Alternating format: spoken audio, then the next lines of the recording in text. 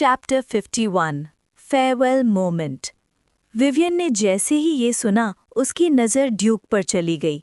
वो कुछ कहने ही वाली थी कि ग्रेस की आवाज़ गूंज उठी। समनिंग सेरेमनी से जो टेम्पररी स्पेशल पैसेज बनता है उसमें सिर्फ एक ही इंसान जा सकता है। ग्रेस विवियन के मन की बात पहले ही समझ चुकी थी और सीधा उसके ख्याल को काट दिया। फिर ड्यूक का क्या होगा? विवियन ने फिक्र से पूछा। वो शिप से एपलेशियन कोस्ट जा सकता है, बस तुमसे थोड़ा लेट पहुंचेगा, ग्रेस ने शांत स्वर में कहा। विवियन की भौएं सिकुड़ गईं। उसने समुद्री यात्रा के बारे में सुना था, कितनी खतरनाक होती है, खासकर जब एक कॉन्टिनेंट से दूसरे कॉन्टिनेंट जाना हो। पूरा सफ़र अनजाने खतरों से भरा होता है। समुद्र में क्या हो जाए कोई भरोसा नहीं, और शिप सच में वेस्ट कोस्ट तक पहुंच भी पाएगी या नहीं ये भी पक्का नहीं था। कुछ देर सोचने के बाद विवियन बोली, माफ़ कीजिए लेडी ग्रेस, लेकिन मैंने फैसला कर लिया है, मैं ड्यूक के साथ शिप से ही वेस्ट कोस्ट जाऊंगी। ग्रेस ये सुनते ही चुप हो गई। विवियन! ड्यूक और अर्ल हार्डी दोनों एक साथ घबरा गए। अर्ल हार्डी ने तो ड्यूक को ऐसे घूरा जैसे उसे जिंदा खा जाएगा। ड्यूक ने तुरंत समझाना चाहा, तुम्हें ऐसा करने की ज़रूरत नहीं है, तुम पहले चली जाओ, मैं थोड़ी देर में आ जाऊंगा। लेकिन विवियन ने सर हिला दिया। नहीं, मैं तुम्हें अकेला इतनी खतरनाक यात्रा पर नहीं भेज सकती, मुझे चैन नहीं मिलेगा। खुद सेफ और इंस्टेंट स्पेशल पैसेज से चली जाए और ड्यूक अकेला समुद्र पार करे, ये बात उसे मंजूर नहीं थी। ग्रेस ने गहरी आवाज़ में कहा, विवियन, दोबारा सोच लो, स्पेशल पैसेज से तुम पल भर में वेस्ट कोस्ट पहुंच जाओगी, जबकि शिप से महीनों लग सकते हैं। अगर कोई स्पेशल प्रॉब्लम आ गई तो और भी ज़्यादा वक्त लग सकता है। समुद्र कई रहस्यमय और ताकतवर जीवों का घर है। ये सी रेस का इलाका है। वहाँ विज़र्ड भी बिना सोचे समझे कुछ नहीं कर सकते। क्या तुम सच में ये मौका छोड़ना चाहती हो?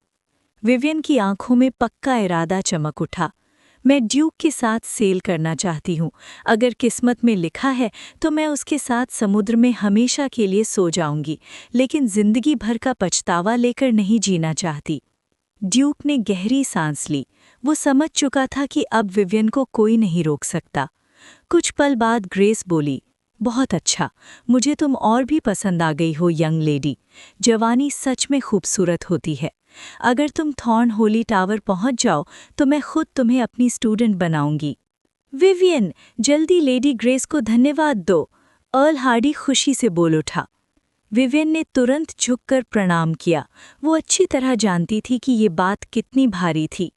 पहले ग्रेस ने सिर्फ ये वादा किया था कि अर्ल हार्डी के किसी एक वंशज को थॉर्न होली टावर में जगह मिलेगी, लेकिन उसकी सीधी स्टूडेंट बनना बिल्कुल अलग बात थी। थॉर्न होली टावर के अंदर भी ग्रेस एक बहुत ही प्रतिष्ठित विज़र्ड थी। 7वीं और 8वीं साल के विज़र्ड अप्रेंटिसेस भी इस मौके के लिए तरसते रहते थे, लेकिन किसी को मौका नहीं मिलता था। और आज ग्रेस ने खुद विवियन को चुन लिया था। ये दिखाता था कि वो इस थोड़ी ज़िद्दी लेकिन सच्ची लड़की को कितनी पसंद करती है। फिर विवियन, मैं हमारी अगली मुलाकात का इंतज़ार करूंगी। ग्रेस की आवाज़ धीरे धीरे धुंधली पड़ गई, जैसे धुएं में घुल रही हो। बैंगनी कोहरा धीरे धीरे छट गया और बेसमेंट वापस अपनी पुरानी शांति में लौट आया। सब कुछ फिर से शांत हो गया। विवियन, ड्यूक का दिल भारी हो गया। उसे समझ नहीं आ रहा था कि अपनी भावनाएं कैसे बयान करे। विवियन हल्की सी मुस्कुराई। क्या तुम्हें नहीं लगता कि समुद्री सफ़र एक खूबसूरत अनुभव होगा? अर्ल हार्डी आगे बढ़ा, ड्यूक को देखा, ठंडी सांस ली और अपना लाल ग्लव विवियन को दे दिया। पापा, मैं ये नहीं ले सकती, आपको इसकी ज़्यादा ज़रूरत है, विवियन ने जल्दी से मना किया। ये लाल ग्लव अर्ल हार्डी की सबसे कीमती चीज़ थी। कई बार इसने उसकी जान बचाई थी। अर्ल हार्डी ने गहरी सिंसियरिटी के साथ कहा, बेटी, ये हमेशा से तुम्हारा ही था, मैंने बस कुछ सालों के लिए संभाल के रखा था। मैं अपने इलाके में काफ़ी सेफ हूँ, मुझे डेमोनाइज्ड आइटम्स की ज़रूरत नहीं। तुम विज़र्ड दुनिया में जाने वाली हो, वहाँ खतरे ही खतरे हैं, तुम्हें इसकी ज़्यादा ज़रूरत है। आखिर विवियन ने ग्लव ले लिया और अपने दाहिने हाथ में पहन लिया। बिल्कुल परफेक्ट फिट था। पहले अर्ल हार्डी के हाथ में ये लाल थोड़ा फेमिनिन ग्लव अजीब लगता था और लोग पीछे से मजाक भी उड़ाते थे, लेकिन विवियन के हाथ में ये ग्लव उसकी मासूमियत के साथ एक रहस्यमय चार्म जोड़ रहा था। इस ग्लव का एन्चेंटमेंट दुश्मन का दिल कुछ देर के लिए रोक सकता है और खून को जमा देता है। अर्ल हार्डी ने ड्यूक की तरफ देखते हुए कहा, अगर ये लड़का कभी तुम्हारे साथ बुरा बर्ताव करे तो इस ग्लव का इस्तेमाल करना। उसकी नज़र ड्यूक पर चाकू की तरह तेज थी, जैसे वो चाह रहा हो कि विवियन इसी ग्लव से ड्यूक को सबक सिखा दे, शायद जान से ही मार दे ताकि उसका मन हल्का हो जाए। विवियन ये सुनकर हंस पड़ी। अगला पूरा महीना अर्ल हार्डी ने ड्यूक और विवियन की तैयारियों में मदद की। पैरेडो प्रोविंस, वेरा किंगडम का सबसे दक्षिणी इलाका, सबसे ज्यादा पोर्ट्स के लिए मशहूर था। हर तरह के शिप्स वहां मिलते थे। ड्यूक और उसके साथियों को एपलेशियन वेस्ट कोस्ट तक जाने के लिए शिप चाहिए थी, लेकिन इतनी लंबी यात्रा के लिए तैयार शिप्स पैरेडो प्रोविंस के पोर्ट्स में भी काफ़ी कम थी। अर्ल हार्डी ने अपने सारे कनेक्शंस और पहचान का यूज़ किया। काफ़ी ढूंढने के बाद आखिरकार एक भरोसेमंद अरेंजमेंट मिल ही गया। इस एक महीने के दौरान ड्यूक ने पूरा ध्यान ट्रेनिंग पर लगाया। उसने जायंट व्हेल ब्रीदिंग टेक्निक को लेवल 8 तक पहुंचा दिया। बस एक और लेवल और वो ग्रेट नाइट बन सकता था। Giant whale breathing technique level up, constitution plus 0.3, strength plus 0.1, agility plus 0.3। Giant whale breathing technique level 8, 1 of 3000। Duke ने स्किल ट्री पर अपने एट्रीब्यूट्स देखे और महसूस किया कि कॉन्स्टिट्यूशन जैसे स्टैट्स अब मुश्किल से बढ़ रहे थे। लेवल 8 पर पहुंचने के बाद भी इम्प्रूवमेंट काफ़ी कम था। आगे और भी मुश्किल होने वाली थी। उसने सोचा कि फ्री पॉइंट सीधा स्पिरिट में डाल दे, लेकिन थोड़ी देर सोचकर रुक गया। फ्यूचर के लिए फ्लेक्सिबिलिटी रखना बेहतर था। उसे पता था कि फ्री एट्रीब्यूट पॉइंट्स बहुत कीमती होते हैं। पहले वो दूसरे तरीकों से स्पिरिचुअल पावर बढ़ाना चाहता था, फिर बाद में इन पॉइंट्स का मैक्सिमम फ़ायदा उठाना। इस बीच ड्यूक इनिंग डिलिज और एंडलिन टाउन भी वापस गया। उसने अंकल जॉन और बाकी सबसे विदा ली, उन्हें बताया कि वो दूर देशों की यात्रा पर जा रहा है और शायद काफ़ी समय तक वापस ना आ सके। उसने ख़ास तौर पर अर्ल हार्डी से रिक्वेस्ट की कि वो मिस्टर वुड और गांव वालों का ध्यान रखें। साथ ही उसने मिस्टर वुड को काफ़ी सारे गोल्ड कॉइन्स दिए। ये सोना गांव वालों के फ्यूचर के लिए था, किसी भी मुश्किल वक्त में काम आने के लिए, जिसका जिम्मा मिस्टर वुड पर था। Chapter 52, beauty shell. ड्यूक ने सिर्फ 300 से थोड़े ज्यादा गोल्ड कॉइन्स और कुछ कीमती जेमस्टोन्स ही अपने साथ रखे। अगर वो सारा सोना ले जाता तो बोझ बहुत ज्यादा हो जाता। इतनी लंबी यात्रा के लिए बिल्कुल प्रैक्टिकल नहीं था। उसने एक बार ट्राई करके देखा था, अगर सारे गोल्ड कॉइन्स ले जाने होते तो उसे एक बड़ा सा संदूक उठाकर हर जगह घूमना पड़ता। ना सिर्फ कैरी करना मुश्किल होता, बल्कि इतना सोना साथ ले जाना बेकार का अटेंशन भी खींचता, जो आगे जाकर परेशानी का सबब बन सकता था।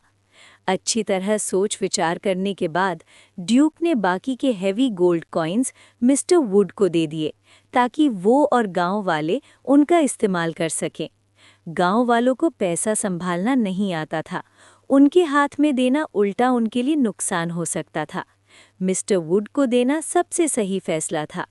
और वैसे भी अगर कभी ये पैसा ख़त्म हो जाए तो येनिंग विलेज अभी भी अर्ल हार्डी के प्रोटेक्शन में था। कोई बड़ी दिक्कत नहीं आने वाली थी। मार्च की शुरुआत में मेपल हिल काउंटी के खुले और विशाल मैदानों में कुछ किसान खेतों में काम कर रहे थे। गेहूं बोने का समय आ चुका था। आंट एना बीज बिखेरती हुई धीरे से बोली, छोटा ड्यूक बोला था वो दूर जा रहा है, पर ये दूर कितना दूर होता है? शायद जेट प्रोविंस से भी बाहर। अंकल जॉन ने सामने फैलते अनंत खेतों की तरफ देखते हुए कहा, जैसे वो कुछ महीनों बाद पके हुए गेहूं की लहरों को देख रहा हो। उसके मन में एक धुंधली सी फीलिंग थी, शायद जब ड्यूक वापस आएगा तब तक वो इस दुनिया में नहीं रहेगा, लेकिन जब ड्यूक लौटेगा तो ये विशाल मैदानें ज़रूर वहीं रहेंगी, गेहूं की लहरें हवा के साथ झूमती हुई। रूइजिन पोर्ट पैराडे प्रोविंस का सबसे बड़ा बंदरगाह था। भौगोलिक रूप से देखा जाए तो ये फ्लोरेंस कॉन्टिनेंट के कोने से समुद्र की तरफ निकला हुआ लगता है, 3 तरफ से पानी से घिरा हुआ। जेट प्रोविंस से यहाँ पहुँचने में ड्यूक और उसके साथियों को पूरा 1 महीना लग गया। अर्ल हार्डी खुद उन्हें विदा करने आए थे, अपने इलाके की एलीट गार्ड्स की एक टीम के साथ। वो लोग कुछ दिनों से रूइजिन पोर्ट में ही थे, बस उस शिप का इंतजार कर रहे थे जिसका पहले से तय हुआ था। जो शिप 5 दिन पहले आनी चाहिए थी अभी तक नजर नहीं आई थी, लेकिन ये बिल्कुल नॉर्मल बात थी। समुद्र का हाल पल भर में बदल जाता है। बहुत कम शिप्स होती हैं जो बिल्कुल टाइम पर अगले पोर्ट पहुंच पाती हैं। थोड़ा डिले होना आम बात थी। पोर्ट हमेशा गुलजार रहता था, हर वक्त शिप्स आ जा रही थी। ज्यादातर ships flat bottomed single mast sail boats थीं जो कोस्टल ट्रेड के काम आती थीं, लॉन्ग डिस्टेंस जर्नीज के लिए नहीं। ड्यूक ने कुछ ऐसी बोट्स भी देखी जो ओर से चलती थीं, छोटा सा सेल और हाथों से खींचने वाली पैडल्स पर निर्भर। ये छोटी बोट्स काफ़ी फुर्ती वाली होती थीं, लेकिन इनकी कार्गो कैपेसिटी बहुत कम होती थी। पोर्ट में ऐसी काफ़ी बोट्स इधर उधर माल ले जाती दिखती थीं, लेकिन ड्यूक और उसके साथी किसी छोटी बोट का इंतजार नहीं कर रहे थे। महीनों या शायद आधा साल तक खुले समुद्र में रहने के लिए कम से कम एक मल्टी मास्ट बड़ा शिप जरूरी था। पोर्ट का माहौल हमेशा शोर शराबे से भरा रहता था। रोज एक नए ग्रुप सूरज से जले हुए सेलर्स उतरता, माल अनलोड करते ही सीधा टैवर्न्स और ब्रॉथल्स की तरफ दौड़ पड़ता। ये लोग लंबे वक्त तक समुद्र में रहते थे। जैसे ही कुछ पैसा हाथ लगता, बिना सोचे समझे डॉक पर ही उड़ा देते, फिर वापस समुद्र और फिर वही साइकिल।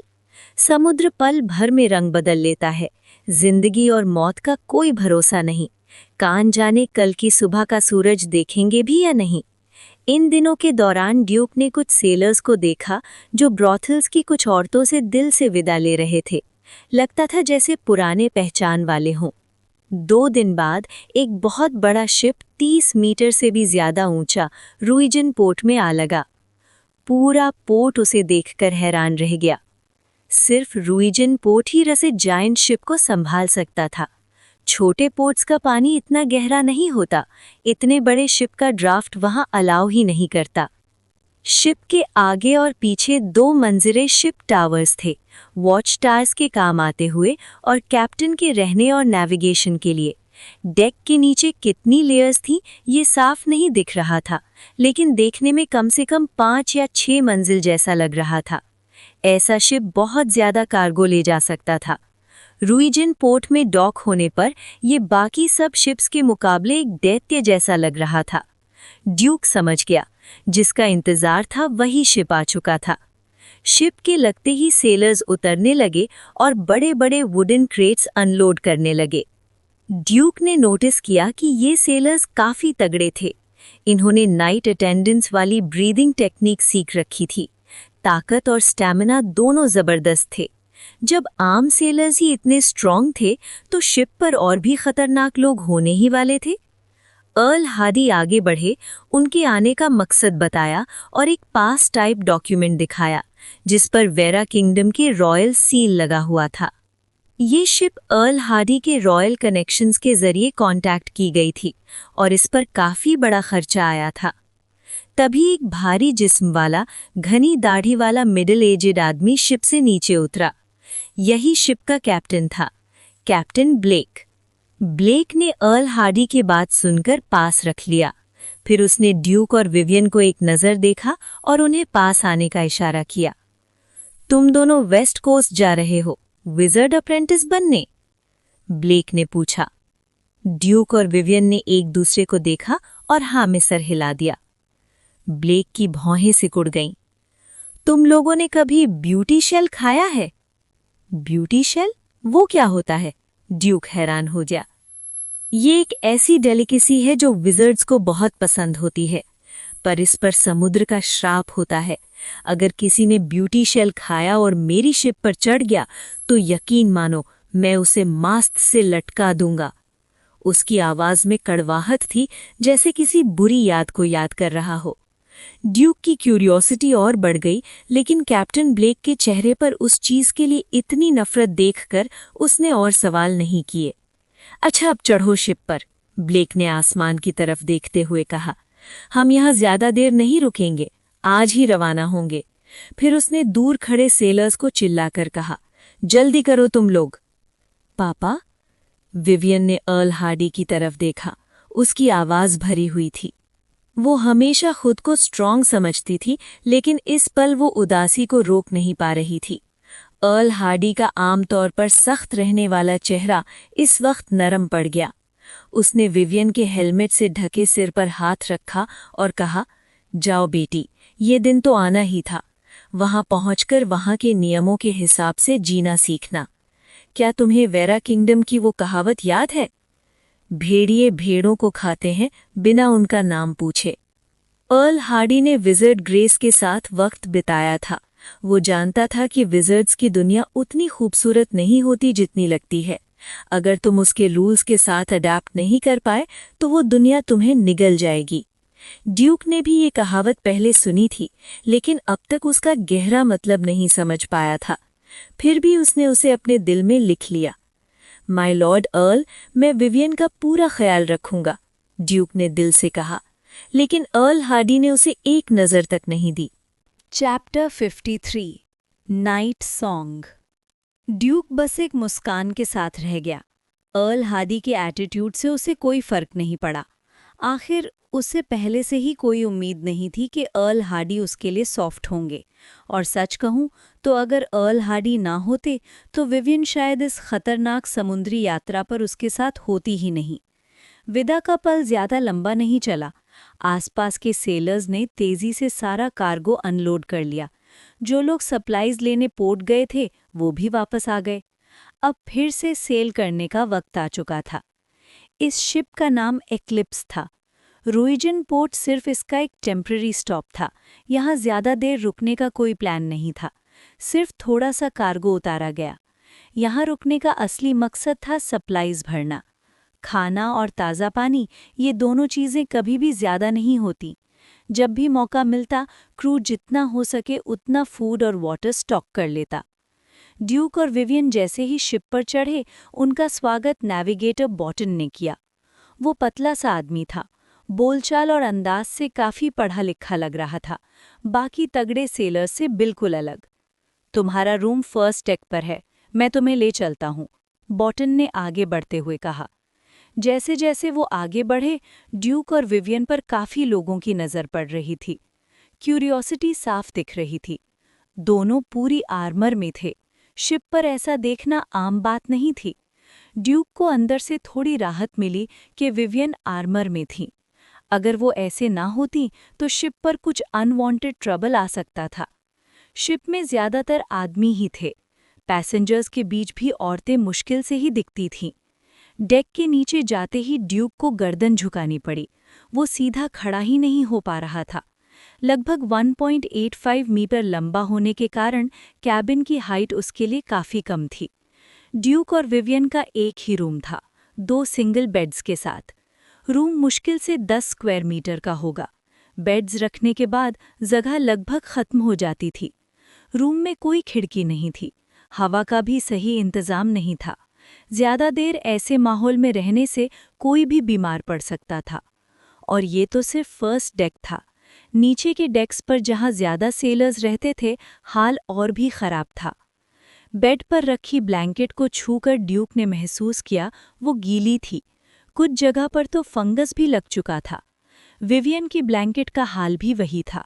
दोनों ने एक दूसरे को देखा और बस चुपचाप रह गए। आखिर उन्होंने डिसाइड किया कि जब तक बाहर धूप है, ब्लैंकेट्स को ऊपर ले जाकर सुखा देंगे। उन्होंने इस बारे में पहले सोचा ही नहीं था। अगर याद होता तो अपनी ब्लैंकेट्स खुद ही खरीद लेते। खैर, दोनों की फिजिकल कंडीशन काफ़ी अच्छी थी। ब्लैंकेट के बिना सोना भी उनके लिए कोई बड़ी बात नहीं थी। शिप का डाइनिंग रूम भी फर्स्ट डेक पर ही था, लेकिन सिर्फ पैसेंजर्स के लिए। सेलर्स अलग जगह खाना खाते थे। पैसेंजर्स और क्रू के एरियाज बिल्कुल सेपरेट थे। डाइनिंग रूम में जाते ही ड्यूक और विवियन को जगह काफ़ी साफ और खुली हुई लगी। खाना टोकरियों और वुडन बैरल्स में सही तरह से रखा हुआ था। स्मोक्ड मीट, फ्रूट्स, ब्रेड, सब कुछ था। यहाँ तक कि बियर के भी कई बैरल्स थे। ये सब अलग से पैसे देकर लेना पड़ता था और सस्ता बिल्कुल नहीं था, लेकिन ड्यूक और विवियन के पास गोल्ड कॉइन्स की कोई कमी नहीं थी। डाइनिंग रूम में पहले से ही कुछ लोग खाना खा रहे थे। उनके कपड़े अलग अलग तरह के थे। साफ लग रहा था कि वो सब अलग रीजन से आए हुए हैं। ड्यूक और विवियन ने लो प्रोफाइल रखी, ज्यादा बातचीत नहीं की। उन्होंने कुछ ब्रेड, स्मोक्ड मीट और फ्रूट्स लिए और वापस अपने रूम में आ गए। तभी एक काले रोब वाले आदमी पास से गुजरा। उसकी नज़र ड्यूक की रिंग और विवियन के रेड ग्लव पर पड़ी। वो हल्का सा मुस्कुराया, लेकिन कुछ बोला नहीं। ड्यूक और विवियन ने उसकी नज़र महसूस की, जैसे कोई भारी प्रेशर उनके ऊपर से गुजरा हो। सिर्फ जब वो आदमी दूर चला गया, तब जाकर वो सफोकेटिंग फीलिंग धीरे धीरे कम हुई। काले रोब वाले आदमी ने जानबूझकर कोई हॉस्टिलिटी नहीं दिखाई थी, लेकिन फिर भी उसकी मौजूदगी ही तनाव पैदा कर रही थी। विवियन, जो पहले से ही ग्रेट नाइट थी, अगर उसे भी इतना थ्रेट महसूस हो रहा था तो उस आदमी की ताकत का अंदाज़ा लगाना मुश्किल नहीं था। ड्यूक को समझ आ गया था कि जैसे उसने सोचा था, इस शिप पर कई ऐसी ताकतें छिपी हुई थीं जिनके बारे में कुछ पता नहीं था। पिछले एक्सपीरियंसेस यहाँ काम नहीं आने वाले थे। अब उसे हर इंसान और हर चीज़ के लिए डर और सम्मान दोनों रखने होंगे। समुद्री के दिन काफ़ी बोरिंग थे। ड्यूक और विवियन ज़्यादातर वक्त रूम में ही रहते, चुपचाप अपनी ब्रीदिंग टेक्निक प्रैक्टिस करते ताकि स्ट्रेंथ जमा कर सकें। जब ज़्यादा घुटन महसूस होती तो डेक पर जाकर हवा ले आते। शुरू में समुद्र की खूबसूरती देखकर दिल खुश हो जाता था, लेकिन आधा महीना बीतने के बाद एंडलेस नीला आसमान, सफ़ेद बादल और गहरा नीला समुद्र सब एक जैसा लगने लगा। इस दौरान ड्यूक ने नोटिस किया कि कुछ लोग डीमनाइज्ड आइटम्स लेकर घूम रहे थे। ज़्यादातर यंग लड़के और लड़कियां ही थे। सब एक दूसरे से सावधान रहते थे। किसी को नहीं पता था कि सामने वाले के डीमनाइज्ड आइटम में कितनी खतरनाक पावर छुपी है। ड्यूक का आइटम डिफेंसिव टाइप का था, काफ़ी हार्मलेस, लेकिन विवियन का रेड ग्लव, वो तो सीधा जानलेवा था। कब मर गए पता भी न चले। रात के सन्नाटे में ड्यूक रूम के अंदर ब्रीदिंग टेक्निक प्रैक्टिस करता रहा। पास ही विवियन गहरी नींद में सो रही थी। Giant whale breathing technique, level 8, 1523 by 3000। उसके पास अभी भी जाइंट वेल सीक्रेट पोशन था। शिप पर और करने को कुछ खास नहीं था, टाइम पास के लिए परफेक्ट था। इस स्पीड से चलता रहा तो सिर्फ 10 दिन और लगेंगे और ब्रीदिंग टेक्निक लेवल 9 पर पहुंच जाएगी। उसके बाद वो ऑफिशियली ग्रेट नाइट रेल्म में एंटर कर जाएगा। विवियन के रीसेंट टेस्ट से ये भी पता चला था कि फाइटिंग स्पिरिट को कई तरीकों से रिलीज किया जा सकता है, जो मैजिक के खिलाफ एक अच्छी डिफेंस देता है। ये सब जानकर ड्यूक और भी ज्यादा जल्दी ग्रेट नाइट बनना चाहता था, ताकि अपनी सेफ्टी के लिए उसके पास और ज्यादा ऑप्शंस हों। एक्लिप्स रात के वक्त भी सेल करती रहती थी। नीचे कहीं से हल्की सी इंजन की आवाज़ आती थी, लेकिन उसकी पावर सोर्स क्या थी ये किसी को पता नहीं था। ड्यूक ने नोटिस किया कि शिप किसी अनजानी लकड़ी से बनी हुई थी, बहुत ही ज्यादा सख्त। शायद इतना भारी स्ट्रक्चर संभालने के लिए ये ज़रूरी था। उसने चुपके से ब्लैक सोर्ड से टेस्ट किया। बिना फाइटिंग स्पिरिट के तलवार सिर्फ हल्की सी स्क्रैचेस ही छोड़ पाई थी। तभी अचानक ड्यूक के कान में एक गाना पड़ा। आवाज बाहर समुद्र से आ रही थी, लंबी, उदास और दिल को छू लेने वाली मेलोडी। विवियन तुरंत उठकर बैठ गई। उसके सफ़ेद स्टॉकिंग से ढकी टांगें क्रॉस हो गईं और चेहरा सीरियस हो गया। ये गाना किस चीज़ का है? ड्यूक ने पूछा। विवियन ने धीमी आवाज में जवाब दिया, शायद सी रेस का हो।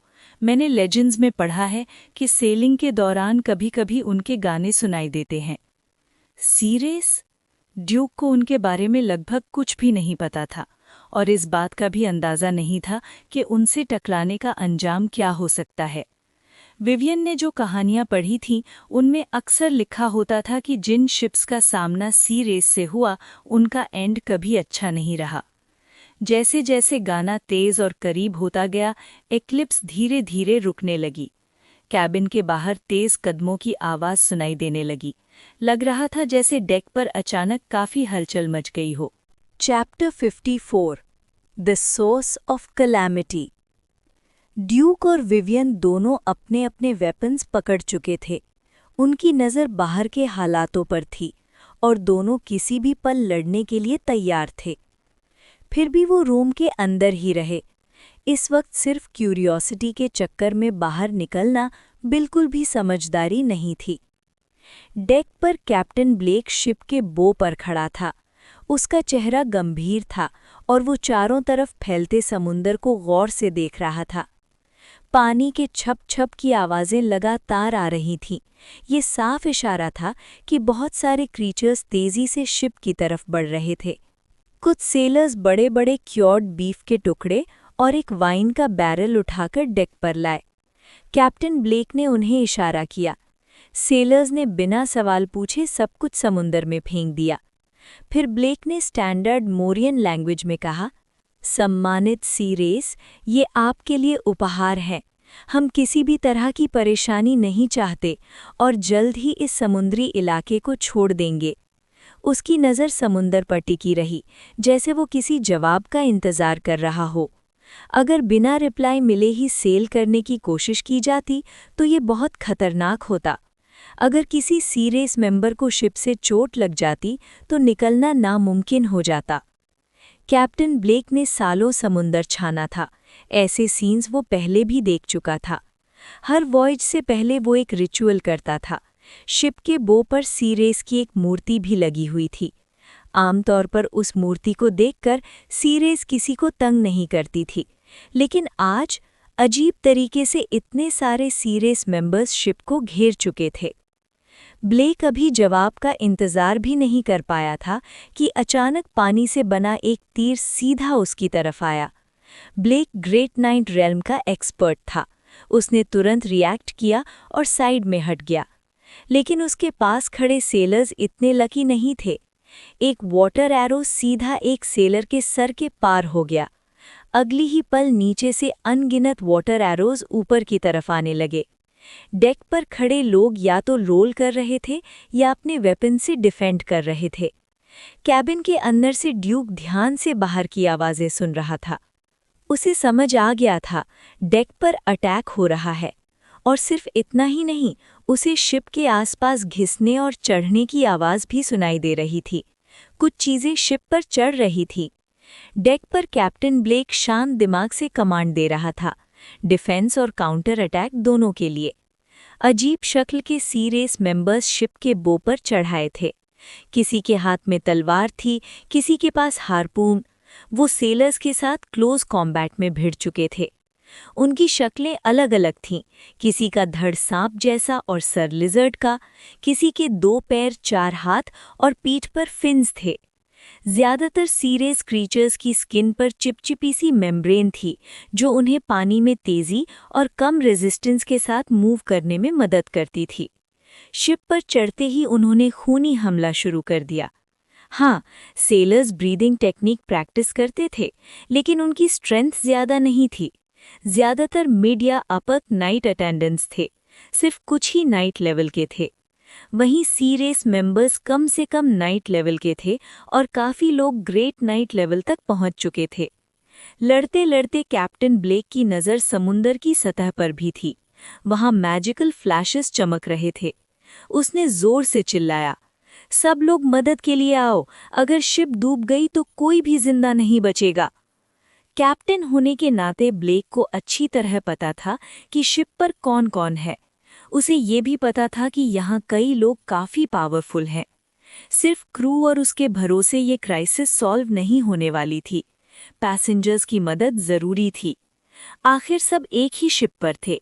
कोई भी इस मुसीबत से अलग नहीं रह सकता था। ड्यूक और विवियन ने एक दूसरे को देखा। उन्होंने दरवाज़ा खोला, लेकिन बाहर नहीं निकले। वो वहीं खड़े रहे, सिचुएशन को समझने का इंतज़ार करते हुए। लोअर डेक पर रहने वाले ज्यादातर लोगों ने भी वही किया। किसी ने भी बिना सोचे समझे बाहर निकलना ठीक नहीं समझा। वो बेवकूफ़ नहीं थे, बाहर क्या हो रहा है बिना जाने अगर बाहर गए तो सीधा मौत मिल सकती थी। कुछ वक्त बाद ड्यूक ने देखा कि कॉरिडोर के एंड पर एक दरवाज़ा खुला। वही काले रोब वाला आदमी जो पहले डाइनिंग हॉल में दिखा था बाहर निकला। जब वो ड्यूक के रूम के पास से गुजरा तो उसने बोला, तुम विज़र्ड अप्रेंटिसेस जिन्होंने अभी तक मेडिटेशन टेक्निक मास्टर नहीं की है, बाहर जाकर अपनी जान ज़ाया मत करो। रिमाइंडर के लिए धन्यवाद सर, ड्यूक ने तुरंत जवाब दिया पूरे अदब से। ड्यूक विज़र्ड पाथ के बारे में थोड़ा बहुत जानता था। विज़र्ड बनने के लिए मेडिटेशन टेक्निक सबसे ज़रूरी होती है। उस आदमी ने एक ही नज़र में ड्यूक और विवियन की हालत समझ ली थी। इसका मतलब था वो खुद मेडिटेशन टेक्निक प्रैक्टिस करने वाला एक असली विज़र्ड था। ऐसे इंसान को रिस्पेक्ट देना बनता था। मैं रेगन हूँ, काली रोब वाले आदमी की आवाज़ धीरे धीरे दूर से आई। रेगन डेक पर पहुंचा। उसने चारों तरफ देखा, डेक खून से भरा हुआ था। सेलर्स और सी रेस मेंबर्स की लाशें हर जगह पड़ी थीं। एक सी रेस वॉरियर बिना सोचे समझे लंबी ब्लेड लेकर रेगन पर टूट पड़ा। रेगन बिल्कुल भी जल्दी में नहीं था। उसने अपनी रोब के अंदर से एक टेस्ट ट्यूब निकाली जिसमें बैंगनी रंग का लिक्विड भरा हुआ था। उसने ढक्कन खोला और अजीब कान घुमा देने वाले शब्द बोलने लगा। जैसे ही बैंगनी लिक्विड की बूंदें नीचे गिरी, छोटी छोटी रबर जैसी चीजें बनने लगीं। उन बैंगनी फिगर्स का कोई चेहरा नहीं था। इनकी हाइट लगभग 60 से 70 सेंटीमीटर थी। जेली जैसा ट्रांसपेरेंट सा बॉडी स्ट्रक्चर। हर एक बूंद एक नया फिगर बना रही थी। कुछ ही पलों में डेक पर 20 से ज्यादा बैंगनी फिगर्स खड़े हो गए। जैसे ही सीरेस वॉरियर आगे बढ़ा, कई बैंगनी फिगर्स ने उसके हाथ पैर और सर पकड़ लिए। अगली ही पल उसका शरीर टुकड़ों में फट गया। खून चारों तरफ उड़ गया। बैंगनी फिगर्स बिना रुके रेगन के कंट्रोल में शिप पर चढ़ रहे बाकी सी रेस मेंबर्स से लड़ने लगे। यहाँ तक कि ग्रेट नाइट लेवल के सी रेस मेंबर्स भी उनके सामने कुछ नहीं कर पा रहे थे। उनके वेपन्स बेकार साबित हो रहे थे। बैंगनी फिगर्स के बॉडीज बहुत इलास्टिक थे। आम हमलों का उन पर कोई असर नहीं हो रहा था। ऊपर से उनकी ताकत इतनी ज्यादा थी कि वो सी रेस मेंबर्स को आसानी से पीछे ढकेल रहे थे। रॉर! समुंदर से एक तेज खुरदुरी चीख उठी। उसके बाद गुस्से भरी समझ में न आने वाली भाषा सुनाई दी। रेगन आगे बढ़ा। हर कदम के साथ वो ऊपर उठता जा रहा था, जैसे हवा में कोई अदृश्य सीढ़ियां हों। वो शिप के बाहर पहुंच गया। उसके इर्द गिर्द कई बैंगनी फिगर्स हवा में तैर रहे थे। रेगन ने समुंदर की तरफ देखकर मोरियन लैंग्वेज में कहा, ये शिप वेस्ट कोस्ट के प्रोटेक्शन के नीचे है। क्या तुम फिर से वेस्ट कोस्ट के साथ युद्ध शुरू करना चाहते हो? समुंदर में अचानक खामोशी छा गई। कुछ पल बाद एक मछली की पूंछ वाली सी रेस औरत समुंदर की सतह पर उभरी। नीचे से उठता हुआ पानी का स्तंभ उसे रेगन के बराबर ऊंचाई तक ले आया। वो सी रेस फीमेल थी। उसका शरीर स्पष्ट रूप से स्त्री जैसा था। जरूरी जगह शेल से ढकी हुई थी। उसका चेहरा हैरानी भरे तरीके से इंसानों जैसा खूबसूरत था। आंखें गहरी नीली थीं। उसने सीधा मोरियन लैंग्वेज में कहा, इस शिप पर किसी ने ब्यूटी शेल खाया है। हम हमला रोक सकते हैं, लेकिन तुम्हें वो इंसान हमें सौंपना होगा जिसने ब्यूटी शेल खाई है। Chapter 55 sea race maiden. Beauty shell? Regan ने भौहें से कोड़ ली। सिचुएशन थोड़ी ट्रबलसम लग रही थी। ब्यूटी शेल एक बहुत ही स्पेशल सी रेस क्रीचर होता है, बहुत छोटा, लगभग हाथ की हथेली जैसा, और एक्सट्रीमली रेयर। अगर कोई विज़र्ड ब्यूटी शेल कंज्यूम करे तो उसकी बॉडी की वाटर एलिमेंट के साथ अडेप्टेबिलिटी काफ़ी बढ़ जाती है। ये उन विज़र्ड्स के लिए बहुत यूज़फुल होता है जो वाटर एलिमेंट पर रिसर्च करते हैं। लेकिन ब्यूटी शेल के साथ सी कर्स भी होता है। लेजेंड्स के मुताबिक ब्यूटी शेल सी रेस के लिए बहुत ही इम्पॉर्टेंट होता है। जो भी इसे खा लेता है उसके बॉडी से एक ऐसा ऑरा निकलता है जो सी रेस लोग बहुत दूर से भी महसूस कर सकते हैं। इसी वजह से रेगन का चेहरा गंभीर हो गया। पास्ट में विज़र्ड्स और सीरेस के बीच जो वॉर्स हुई थी, उनके बाद एक पीस ट्रीटी साइन हुई थी। उस ट्रीटी के अकॉर्डिंग सीरेस को पूरा हक है उन लोगों पर एक्शन लेने का जो ब्यूटी शेल खा चुके हों। अगर इस शिप पर सच में किसी ने ब्यूटी शेल कंज्यूम किया था, तो रेगन उसे ज़बरदस्ती प्रोटेक्ट नहीं कर सकता था। ट्रीटी तोड़ना उसके लिए भी पॉसिबल नहीं था। थोड़ी देर सोचने के बाद रेगन ने आखिर कॉम्प्रोमाइज़ किया। ठीक है, तुम अपने लोग भेज सकते हो पता लगाने के लिए कि किसने ब्यूटी शेल खाई है, उसने कहा, लेकिन किसी और को नुकसान नहीं पहुंचना चाहिए। जो इतना बेवकूफ़ था कि ब्यूटी शेल खाकर समुंदर के रास्ते पर आया, उसकी जिम्मेदारी रेगन लेने वाला नहीं था। फिर रेगन ने कैप्टन ब्लेक की तरफ देखा। सब लोगों को डेक पर बुलाओ। कैप्टन ब्लेक के ऑर्डर के बाद नीचे के डेक से लोग एक एक करके ऊपर आने लगे। हाँ, काफ़ी लोग फिर भी नीचे ही छुपे रहे और ब्लेक उन्हें ज़बरदस्ती ला भी रह सकता था। ड्यूक और विवियन ऑलरेडी नीचे की एंट्रेंस पर खड़े थे, चुपचाप सब कुछ सुन रहे थे। जब ड्यूक ने रेगन के आसपास मंडराते हुए पर्पल छोटे फिगर्स देखे, तो उसे काफ़ी हैरानी हुई। ये क्या चीज़ थी, उसे बिल्कुल समझ नहीं आ रहा था। तब एक सी रेस की लड़की डेक पर आई। उसकी लंबी मछली जैसी पूंछ डेक पर घिसते हुए पानी की लकीर छोड़ रही थी। काफ़ी लोग उसे क्यूरियोसिटी से देख रहे थे। कुछ सेलर्स तो उसकी खूबसूरती में इतने खो गए कि उन्हें याद ही नहीं रहा कि थोड़ी देर पहले वो मौत के बिल्कुल करीब थे। सी रेस लड़की एक एक करके सबको देख रही थी। जब उसकी नज़र ड्यूक से मिली तो ड्यूक को एक पल के लिए चक्कर सा आया। उसे महसूस हुआ कि उस पर कुछ किया गया है, लेकिन क्या, ये समझना मुश्किल था। यहाँ नहीं है। सी रेस की लड़की की आवाज़ बेहद इथीरियल थी। वो डेक के एंट्रेंस की तरफ देखती हुई धीरे धीरे नीचे चली गई। लगभग 5 मिनट के बाद नीचे के किसी गहरे हिस्से से एक भयानक चीख सुनाई दी। चीख धीरे धीरे ऊपर आने लगी। फिर सबने देखा, सी रेस लड़की वापस आ रही थी और उसके पीछे हवा में एक ब्लॉन्ड बालों वाला युवक लटक रहा था। ड्यूक को थोड़ा याद आया, ये भी एक डीमनाइज्ड आइटम यूज करने वाला था। उस वक्त सी रेस की लड़की के शरीर से नीले रंग के अनगिनत टेंटिकल्स निकले हुए थे, जो उस ब्लॉन्ड लड़के के शरीर के अंदर गहरी तरह से घुसे हुए थे। टेंटिकल्स उसकी स्किन के नीचे हिलते हुए दिख रहे थे, जैसे उसका मांस खाया जा रहा हो। ड्यूक ने इंस्टिंक्टिवली एक कदम पीछे ले लिया। उस लड़के के शरीर में 100 से ज़्यादा टेंटिकल्स घुसे हुए थे, काफ़ी सारे वाइटल स्पॉट्स पर। ऐसी हालत में कोई भी इंसान तुरंत मर जाता, लेकिन ये लड़का जिंदा था और पूरी तरह से होश में था। उसकी चीखें रुक नहीं रही थीं। बेइंतहा दर्द ने उसका चेहरा बिगाड़ दिया था। एक टेंटिकल तो उसकी आंख से निकलकर सीधा दिमाग के अंदर तक घुसा हुआ था, धीरे धीरे हिलते हुए।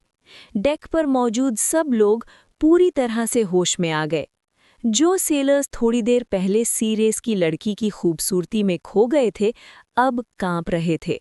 सी रेस लड़की ने सबको एक्सप्रेशनलेस नज़र से देखा और हल्की आवाज़ में बोली, मिल गया। इस इंसान की आत्मा को हम समुंदर के सबसे गहरे तल में हमेशा के लिए कैद कर देंगे। ये है सी रेस की गरिमा का अपमान करने की सज़ा। डेक पर सन्नाटा छा गया। सी रेस लड़की जैसे ही वापस गई, बाकी सी रेस मेंबर्स भी पीछे हट गए। पानी के छप छप की आवाज़ के साथ सब समुंदर के अंदर गायब हो गए। जब सब कुछ शांत हो गया तो रेगन ने टेस्ट ट्यूब निकाली। उसके आसपास के पर्पल फिगर्स धीरे धीरे पर्पल लिक्विड की बूंदों में बदल गए और खुद ब खुद ट्यूब के अंदर चले गए। कॉर्क लगाकर रेगन नीचे चला गया। काफ़ी लोग उसे अब और भी ज़्यादा इज्जत की नज़र से देख रहे थे। ड्यूक ने दूर के अंधेरे समुंदर को देखा। आज उसे पहली बार समझ आया कि मौत से भी भयानक चीज़ें होती हैं इस दुनिया में। उस ब्लॉन्ड लड़के के मुकाबले जो सेलर्स यहीं डेक पर मरे, वो काफ़ी लकी थे। कम से कम उन्होंने इतना दर्द नहीं सहा।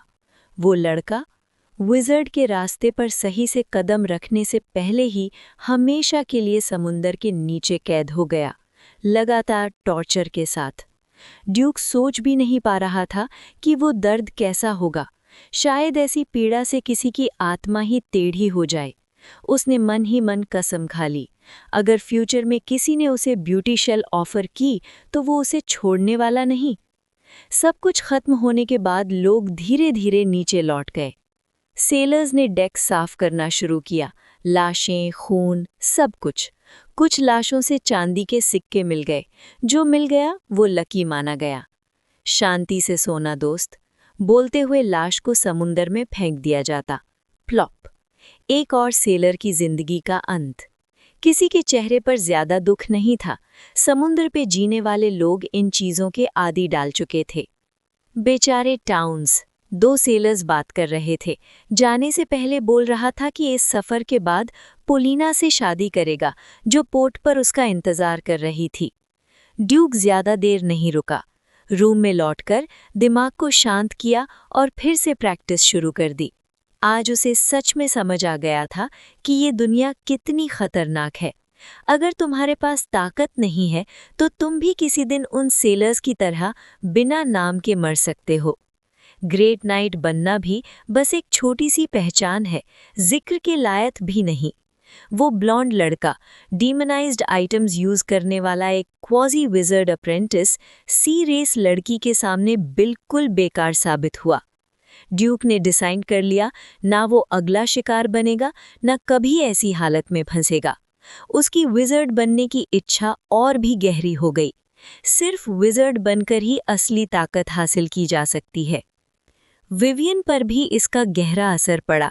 ग्रेट नाइट बनने के बाद उसके मन में थोड़ा गर्व आ गया था। आखिर वेरा किंगडम में इतनी यंग फीमेल ग्रेट नाइट्स कम ही थीं।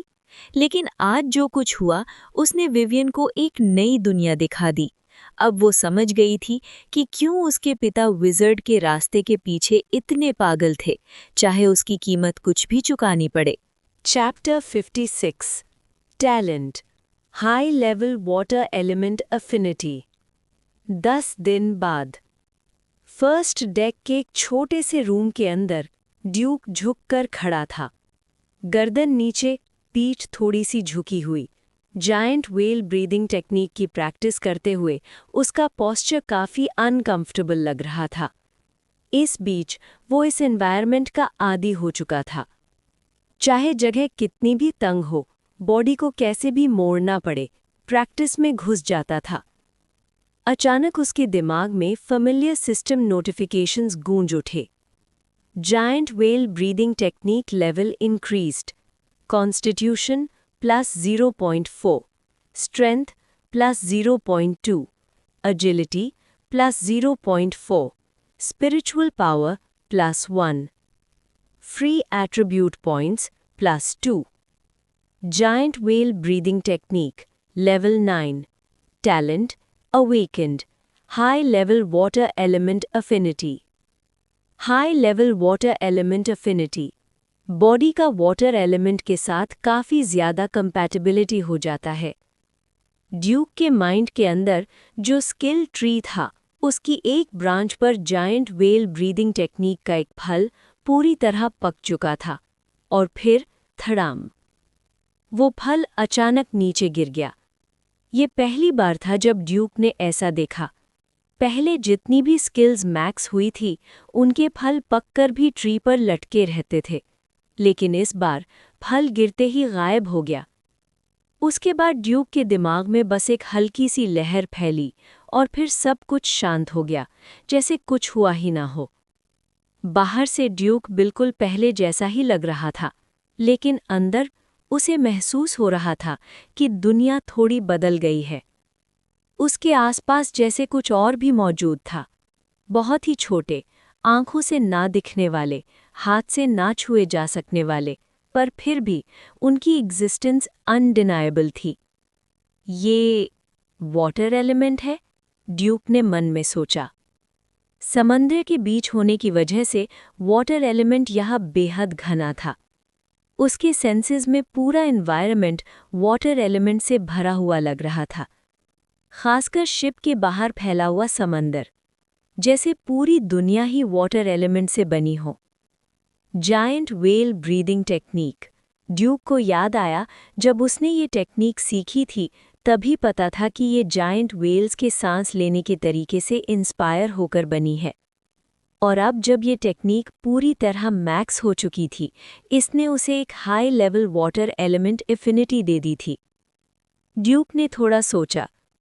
उसके पहले के एक्सपीरियंसेस के हिसाब से जब कोई स्किल मैक्स होती थी तो एक ट्रेट मिलता था जो यूजुअली उस स्किल के साथ यूज होता था, जैसे ब्लीडिंग और ब्रेकिंग द स्काई सॉर्ड के बिना काम ही नहीं करते। लेकिन इस बार उसे कोई ट्रेट नहीं मिला, उसे मिला एक टैलेंट। शायद इस टैलेंट का असली यूज तब सामने आए जब वो विज़र्ड बनेगा। जायंट वेल ब्रीदिंग टेक्निक के लेवल 9 पर पहुंचते ही वो ऑफिशियली ग्रेट नाइट के थ्रेशहोल्ड पर आ चुका था। एट्रीब्यूट्स में इम्प्रूवमेंट हुई थी, लेकिन ऑडली इनफ ड्यूक को लगा कि रॉ पावर का बूस्ट उतना खास नहीं था। उसके लिए सबसे इम्पॉर्टेंट चीज़ थी नया टैलेंट और फ्री एट्रीब्यूट पॉइंट्स। उसने अपने स्टैट्स देखे। Constitution 12, strength 12.6, agility 12, spirit 10.1, free attribute points 3। सब बेसिक एट्रीब्यूट्स 12 से ऊपर जा चुके थे। सिर्फ giant well breathing technique max करने से ही उसे 2 फ्री एट्रीब्यूट पॉइंट्स मिले थे, जो बिल्कुल भी छोटी बात नहीं थी। ग्रेट नाइट बनने पर उसकी स्पिरिचुअल पावर ऑटोमैटिकली +1 हो गई थी। उसके पास खड़ी विवियन ने जब ये देखा तो उसने राहत की सांस ली। तुम्हारी नाइट क्वालिफिकेशन मेरी से भी बेटर है, वो बोली। सिर्फ आधे साल में ग्रेट नाइट बन गए। विवियन ड्यूक को अच्छी तरह जानती थी। ब्रीदिंग टेक्निक के बेसिक्स उसने खुद ड्यूक को सिखाए थे। इतनी कम उम्र में इतने कम टाइम में ग्रेट नाइट बनना शायद वेरा किंगडम के हिस्ट्री में भी गिनती के लोग ही कर पाए होंगे। ड्यूक ने धीरे से कहा, पर ग्रेट नाइट बनकर भी बस इतना ही? विज़र्ड्स के सामने तो फिर भी काफ़ी कमज़ोर लगता है। क्या नाइट का रास्ता यहीं ख़त्म हो जाता है? वो जानना चाहता था, क्या ग्रेट नाइट के आगे भी कोई रियल्म एग्जिस्ट करता है?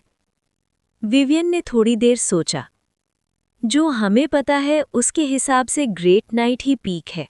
उसके आगे के रियल्म्स का कहीं जिक्र नहीं मिलता। लेकिन शायद वेस्ट कोस्ट पहुंचकर कुछ नया जानने को मिले। वेरा किंगडम के पास शायद आगे का पाथ ना हो, पर इसका मतलब ये नहीं कि बाकी जगहों पर भी नहीं होगा। ड्यूक ने इस बात को मन में नोट कर लिया। स्किल ट्री के साथ वो किसी भी तरह के पावर अप को मिस नहीं करेगा। 1 महीने बाद डेक पर ड्यूक और विवियन खड़े थे, समंदर की हवा का मजा लेते हुए। कैबिन में बंद रहने के बाद फ्रेश एयर बहुत ज़रूरी हो जाती है। तभी पास खड़े कैप्टन ब्लेक का चेहरा बदल गया। उसने हवा को महसूस किया और तुरंत बोला, जल्दी नीचे कैबिन में जाओ, बड़ा तूफान आने वाला है। बड़ा तूफान? ड्यूक ने आसमान और समंदर की तरफ देखा। सब कुछ साफ, शांत, बिल्कुल नॉर्मल लग रहा था। कैप्टन ब्लेक ने सीरियस टोन में कहा, जो हवा अभी गुजरी है वो बहुत ज्यादा नमी वाली है। मैंने तूफान की महक सूंघ ली है। बाकी लोग अभी भी डाउट में थे, लेकिन ड्यूक ने बिना सोचे कैप्टन पर भरोसा किया। वो तुरंत विवियन को लेकर नीचे चला गया। जाते जाते डाइनिंग रूम से काफ़ी सारा खाना भी उठा लाया, जस्ट इन केस। अगर सच में तूफान आया तो बाद में डाइनिंग रूम तक पहुंचना मुश्किल हो सकता था। कैप्टन ब्लेक ने तुरंत क्रू को ऑर्डर्स देने शुरू कर दिए। सब अपनी अपनी पोजीशंस पर आ गए। कई सेलर्स ने भी तूफान की महक सूंघ ली थी। ये वो सेंस होता है जो सालों समंदर पर रहकर डेवलप होता है। समंदर का मौसम आंखों से नहीं पहचाना जाता। यहाँ वेदर पल भर में बदल जाता है। जब तक तुम देखते हो, तूफान आ चुका होता है। सिर्फ छोटी छोटी निशानियों से ही पहले से तैयारी की जा सकती है। आधा घंटा बाद जो आसमान थोड़ी देर पहले बिल्कुल साफ था, वो अचानक काले बादलों से भर गया। रोशन दिन एकदम से शाम जैसा हो गया। अंधेरा छा गया। बूम! एक जोर का गरजता हुआ बिजली का धमाका। सब समझ गए कि अब मौसम पूरी तरह पलटने वाला है। बादल घने हो गए, बिजली आसमान में मकड़ी के जाले की तरह फैल रही थी। हर बिजली के साथ पूरा आसमान चमक उठता, जैसे देवताओं का कहर टूट रहा हो। कैप्टन ब्लेक कंट्रोल रूम में पहुंच गया और खुद हेल्म संभाल लिया। उसकी आंखें आगे उठते हुए तूफानी समंदर पर टिकी हुई थी, हाथ स्टीयरिंग व्हील पर, जैसे वो और शिप एक हो गए हों। फिर एक और जोर का थंडर, और अगले ही पल तेज बारिश टूट पड़ी। लहरें पागल हो गईं, शिप जोर जोर से हिलने लगा। लोग गिर रहे थे, एक साइड से दूसरी साइड तक पटके जा रहे थे। कई सेलर्स ने पहले ही खुद को रस्सी से बांध लिया था, वरना सीधा समंदर में जा गिरते। ड्यूक और विवियन ने बेड्स के कोने पकड़ रखे थे। उनकी स्ट्रॉन्ग बॉडीज ने ही उन्हें उड़ने से बचाया। बेड्स जमीन से फिक्स्ड थे, इस वक्त वही उनका सहारा थे। और ये तो सिर्फ शुरुआत थी। समंदर में 100 मीटर से भी ऊंची लहरें उठने लगीं। उनके सामने शिप बस एक चींटी जैसा लग रहा था। कंट्रोल रूम में कैप्टन ब्लेक पूरी मजबूती से खड़ा था। सामने उठती हुई विशाल लहरों को देखकर भी उसके चेहरे पर जरा सा भी डर नहीं था। उल्टा वो गाना गाने लगा। Chapter 57 space ring. 100 मीटर ऊंची जायंट वेव सीधा आकर इक्लिप्स पर टूट पड़ी। पूरा शिप उस लहर के नीचे दब गया। अगर कोई नॉर्मल शिप होती तो उसी पल टुकड़ों में टूटकर समुंदर में घुल जाती, लेकिन जब लहर आगे बढ़ी, इक्लिप्स बिल्कुल सलामत बाहर निकली। एक पल के लिए हवा में उठी, फिर जोर से वापस समुंदर पर आ गिरी। ड्यूक ने एक हाथ से बेड का कोना पकड़ रखा था और दूसरे हाथ से विवियन को, ताकि वो उछलकर दूर न जा गिरे। रूम पूरी तरह से सी वाटर से भर चुका था। बेड कब का भीग चुका था। इसी पल ड्यूक को समझ आया क्यों शुरू से ही क्विल्ट गीली और मोल्डी थी। 2 ग्रेट नाइट्स होने के बावजूद वो दोनों इधर-उधर पटके जा रहे थे, जैसे कपड़े की गुड़िया। और बाकी लोगों का तो सोचना भी बेकार था। कुछ कमज़ोर लोग पहले ही बेहोश हो चुके थे, सी वाटर में पड़े हुए। कुछ बदनसीबों के माथे से खून बह रहा था, ज़मीन पर पड़े थे, जिंदा हैं या नहीं पता भी नहीं। जायंट वेव के बाद डेक से और भी कुछ सेलर्स गायब हो चुके थे। उनका नामो निशान तक नहीं बचा। और ऊपर कैप्टन ब्लेक अभी भी हेल्म संभाले खड़ा था, एक अजीब सा गाना गाते हुए, जैसे कोई बहुत पुराना मछुआरों का गीत हो। अगले ही पल पूरा शिप अचानक ऊपर उठ गया। नीचे समुंदर में जायंट वेव्स दौड़ रही थी और इक्लिप्स उनके ऊपर सवारी कर रही थी। शिप आगे बढ़ रही थी और नीचे का समुंदर इतना दूर लग रहा था कि कैप्टन को होराइजन पर छोटे-छोटे आइलैंड्स भी दिखने लगे। फिर जायंट वेव नीचे गिर पड़ी। बूम! शिप जोर से समुंदर पर आ गिरा। इस झटके में और 10-12 लोग बेहोश हो गए। ड्यूक भी बेड का कोना छोड़ बैठा और सीधा सीलिंग से जा टकराया। विवियन का भी वही हाल था। दोनों ने तुरंत एक दूसरे का हाथ पकड़ा और फिर कस के गले लग गए। वो पहले से तैयार थे, अगर शिप टूट जाए तो कम से कम एक दूसरे से अलग ना हो। ड्यूक को याद आया जब पहली बार शिप पर आए थे, उसकी ब्लैक स्वॉर्ड भी हल पर सिर्फ स्क्रैचेस ही छोड़ पाई थी।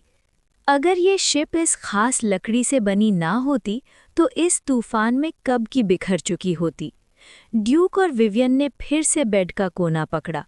इस बीच कितना वक्त गुजरा किसी को नहीं पता। ऊपर नीचे के झटकों में ड्यूक को चक्कर आने लगे। ग्रेट नाइट लेवल बॉडी के साथ भी ये तूफान झेलना मुश्किल था। बाकी लोगों का तो हाल ही क्या होगा। लगभग 2 घंटे बाद कब शिप शांत हुई, ड्यूक को खुद याद नहीं। वो और विवियन बेड के पास पड़े थे, सी वाटर में डूबे हुए। पानी बेड के बराबर तक भरा था। जब उन्हें एहसास हुआ कि शिप शांत हो चुकी है, दोनों लड़खड़ाते हुए बाहर डेक पर आए। बाहर का मंजर देखकर वो दोनों कुछ पल के लिए चुप हो गए। आसमान बिल्कुल साफ, एक भी बादल नहीं, समुंदर शांत, जैसे कुछ हुआ ही ना हो। डेक पर कुछ सेलर्स रस्सी से बंधे हुए पड़े थे, बेहोश। कुछ के मुंह से झाग निकल रही थी, आंखें पलट रही थी। कैप्टन ब्लेक एक गीली हुई पाइप मुंह में दबाए आराम से बाहर आया। ड्यूक और विवियन को देखा और बोला, अब सब ठीक है, तूफान गुजर चुका है। फिर वो चलते चलते बेहोश सेलर्स को लात मारकर जगाने लगा। सेलर्स होश में आते ही तुरंत काम में लग गए। कोई शिप का डैमेज चेक कर रहा था, कोई अंदर घुसा पानी बाहर निकाल रहा था। ड्यूक और विवियन भी चुपचाप मदद करने लगे। बकेट्स भर भर कर पानी ऊपर लाते और समुंदर में फेंक देते। ये उनके लिए भी जरूरी था, वरना रात को पानी में ही सोना पड़ता। कुछ घंटों बाद शिप का ज्यादा पानी निकाल दिया गया। नीचे थोड़ा बहुत अभी भी रह गया था। काफी सामान पानी में भीग चुका था और पूरी तरह बर्बाद हो गया। अगर उस माल के मालिक को पता चले तो उसका दिल ही टूट जाए। ये सफर उसके लिए पूरा नुकसान था। पर सामान छोटी बात थी, इस तूफान से जिंदा बचना ही सबसे बड़ी बात थी। गिनती करने पर पता चला 2 लोगों की गर्दन तूफान में टूट गई थी। वो मर चुके थे। ड्यूक ने देखा, उनके जिस्म को उठाया गया, तलाशी ली गई और फिर सीधा समुंदर में फेंक दिया गया। शिप पर लाश रखना मना होता है, बीमारी फैल सकती है और वो सबसे बड़ा खतरा होता है। तब ड्यूक को कुछ महसूस हुआ। वो उस सेलर के पास गया जिसने अभी लाश की तलाशी ली थी और पूछा, वो रिंग बेचोगे? काला चमड़ी वाला सेलर, जिसके हाथ में लाल नग वाली रिंग थी, चालाक सी आंखों से बोला, 20 गोल्ड कॉइन्स? डील। ड्यूक ने बिना सोचे कहा। उसने तुरंत 20 गोल्ड कॉइन्स थमा दिए और रिंग अपने हाथ में ले ली। सेलर को समझ भी नहीं आया कि रिंग कब उसके हाथ से चली गई। अगले ही पल उसे जोरदार पछतावा हुआ। वो समझ गया कि रिंग की कीमत उससे कहीं ज्यादा थी, पर अब कुछ नहीं हो सकता था। ड्यूक ने रिंग को देखा भी नहीं, सीधा रख लिया। जो मरा था वो एक विज़र्ड अप्रेंटिस था और ये रिंग एक डेमोनाइज्ड आइटम थी। सिर्फ 20 गोल्ड कॉइन्स में एक डेमोनाइज्ड आइटम मिलना ये एक बड़ा जैकपॉट था। विवियन ने भी नोटिस किया, पर दोनों ने कुछ नहीं कहा। चुपचाप अपने गीले रूम में वापस आ गए। क्विल्ट पूरी तरह भीग चुकी थी, बिल्कुल बेकार। उसे डेक पर सूखने के लिए डाल दिया गया, पर जल्दी सूखने के कोई चांस नहीं थे। ड्यूक ने रिंग निकाली, उसे थोड़ी देर घूरता रहा और फिर स्पिरिचुअल पावर का एक मैसेज महसूस हुआ। ये स्पेस रिंग है। ड्यूक थोड़ा हैरान हो गया। उसने स्पिरिचुअल पावर से रिंग को चेक किया और तुरंत एक अलग स्पेस में पहुंच गया। अंदर एक छोटा सा स्पेस था, जहां कपड़े, खाना, पानी और 100 से ज्यादा गोल्ड कॉइन्स पड़े थे। कॉइन्स का साइज और वेट वेरा किंगडम के कॉइन से अलग था। शायद गोल्ड की प्योरिटी भी अलग हो। सब देखकर ड्यूक को थोड़ी निराशा हुई। वो बंदा काफी गरीब था, कोई खास चीज नहीं थी, पर रिंग खुद ही एक बहुत बड़ी कमाई थी। रिंग के अंदर का स्पेस सिर्फ 1 क्यूबिक मीटर का था, जैसे एक छोटा सा बॉक्स। पर ये बॉक्स पोर्टेबल था। ड्यूक ने अपनी ब्लैक स्वॉर्ड और स्टार एक्स रखने की कोशिश की, पर वो फिट नहीं हुए। सिर्फ छोटी मोटी चीजें ही जा सकती थी। तब विवियन ने अपना छोटा सा बंडल उठाया। तो ये अंदर रख दोगे? उस बंडल में उसके पर्सनल कपड़े थे। खुशकिस्मती से वो एक मैजिकल बीस्ट की हाइट से बना था, इसलिए वाटरप्रूफ था। ड्यूक ने बंडल लिया, बस सोचा, और वो सीधा स्पेस रिंग के अंदर चला गया। उसने स्पिरिचुअल पावर से एक बार झांक कर देखा। अंदर सफ़ेद और काले कपड़े थे और कुछ काले लेस वाले कपड़े भी। Chapter 58 arrival at the west coast. 1 महीने बाद ड्यूक डेक पर खड़ा था और दूर होराइजन पर उसे ज़मीन का एक हल्का सा शैडो दिख रहा था। उस भयंकर तूफान के बाद इक्लिप्स ने और भी कई बार खराब मौसम झेला था। खुशकिस्मती से शिप का स्ट्रक्चर काफ़ी मजबूत था, जो हवा और लहरों के बीच लड़खड़ाते हुए भी आगे बढ़ता रहा। सामने वेस्ट कोस्ट है, कैप्टन ब्लेक ने अपनी पाइप से धुआं छोड़ते हुए कहा। अब ड्यूक और कैप्टन ब्लेक के बीच काफ़ी जान पहचान हो चुकी थी। ड्यूक अक्सर डेक पर आकर उससे बात करता था और इसी बहाने वेस्ट कोस्ट के बारे में काफ़ी कुछ सीख लिया था। वेस्ट कोस्ट असल में एक ब्रॉड कॉन्सेप्ट है। एपेलाचियन कॉन्टिनेंट के वेस्टर्न साइड के कोस्टल एरियाज़ को मिलाकर बोला जाता है। यहाँ कोई नेशन नहीं होती, सिर्फ सिटीज़ होती हैं, और हर सिटी किसी न किसी फैक्शन के अंडर होती है। वेस्ट कोस्ट की सबसे बड़ी 4 ताकतें हैं the 4 great wizard organisations: thorn holy tower, black sail, doomsday bell और सिल्वर हैंड। इन 4 के अलावा भी काफ़ी मीडियम और स्मॉल विज़र्ड ऑर्गेनाइजेशंस हैं, जिनकी स्ट्रेंथ अलग-अलग है। विज़र्ड्स के साथ साथ यहाँ कॉमन लोग भी काफ़ी बड़ी तादाद में रहते हैं। 4 ग्रेट विज़र्ड ऑर्गेनाइजेशंस के मिलकर बनाए गए रूल्स के अंडर दोनों के बीच एक तरह का पीसफुल कोएग्जिस्टेंस बना हुआ है। कैप्टन ब्लेक के मुताबिक काफ़ी पहले विज़र्ड्स आम लोगों को लाइवस्टॉक की तरह ट्रीट करते थे, जब चाहे मार देते थे। बाद में पॉपुलेशन इतनी कम हो गई कि विज़र्ड कम्युनिटी को नए लोगों की कमी महसूस होने लगी। तब जाकर धीरे धीरे सिस्टम बदला। आखिरकार नए विज़र्ड्स मोस्टली ऑर्डिनरी लोगों से ही आते हैं। पॉपुलेशन जितनी ज़्यादा होगी उतने ही ज़्यादा टैलेंटेड विज़र्ड एप्टीट्यूड वाले बच्चे पैदा होंगे। हाँ, कुछ एंशिएंट विज़र्ड क्लैन्स अभी भी इस बात को नहीं मानते। उनका मानना है कि प्योर विज़र्ड ब्लडलाइन से ही बेहतर ऑफस्प्रिंग पैदा होते हैं और ऑर्डिनरी लोगों को इम्पोर्टेंस देने की कोई ज़रूरत नहीं। ये बस वेस्ट कोस्ट का एक जनरल ओवरव्यू था। एक्चुअल सिचुएशन काफ़ी कॉम्प्लेक्स है, हर सिटी अलग है और ड्यूक और बाकी लोगों को धीरे धीरे खुद समझना होगा। एक्लिप्स ने एक जगह पर डॉक किया जिसका नाम था जेड बे, एक क्रेसेंट शेप्ड पोर्ट जहां कई शिप्स खड़ी थीं। शोर पर दूर से ही सिटी का साइज काफ़ी बड़ा लग रहा था, जहां ऊंची ऊंची बिल्डिंग्स खड़ी थीं। ड्यूक ने एक ऐसा टावर देखा जो सीधा आसमान को छूता हुआ लग रहा था, कम से कम 1000 मीटर ऊंचा। कहते हैं कि वो किसी पावरफुल विज़र्ड का विज़र्ड टावर है। बस यहीं तक फेलोज, कैप्टन ब्लेक ने पाइप हिलाते हुए अलविदा कहा। ड्यूक और विवियन ने भी हाथ हिलाकर गुड बाय कहा और फिर शिप से उतर गए। 3 महीने के बाद पहली बार ज़मीन पर कदम रखा। ज़मीन पर आते ही दोनों को थोड़ा सा चक्कर सा महसूस हुआ, जैसे अभी भी शिप हिल रही हो। समुद्र पर ज़्यादा वक्त बिताने के बाद ये नॉर्मल डिसलोकेशन इफ़ेक्ट होता है। जेड बे के पास वाली सिटी का नाम था डस्क सिटी, जो सिल्वर हैंड के कंट्रोल में थी। नेचुरली यहाँ दूसरे विज़र्ड ऑर्गेनाइजेशंस के विज़र्ड्स भी मौजूद थे।